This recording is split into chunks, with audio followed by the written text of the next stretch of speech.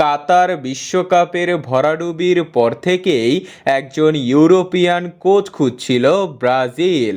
মাঝপথে দরিবাল জুনিয়রকে দায়িত্ব দিলেও সবার স্বপ্নের কোচ ছিল কার্লো আনচেলত্তি।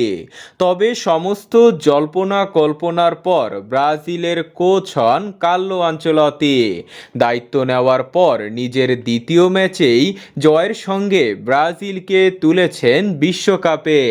প্যারাগুয়ের বিপক্ষে ব্রাজিলের জয়ের ব্যবধান 1 গোলের হলেও ব্রাজিলের খেলা যেন ফিরে এসেছে নিজের পুরানো ছন্দে। 2 ম্যাচে ভিন্ন ভিন্ন আক্রমণ ভাগ সাজিয়ে দল গঠন করেন কার্লো আনচেলত্তি। ইতালিয়ান কোচের কৌশলে ব্রাজিল ফিরে পাচ্ছে নিজেদের পুরানো রূপ। প্যারাগুয়ের বিপক্ষে জয়ের ফুটবলারদের প্রশংসায় ভাসালেন এই কোচ। ভুলে যাননি নেইমারের কথা। নেইমারের প্রসঙ্গে আনচেলত্তি বলেন, নেইমারের সঙ্গে আজ আমার হোটেলে দেখা হয়েছে। সে এখনও পুরোপুরি সুস্থ হয়ে ওঠেনি।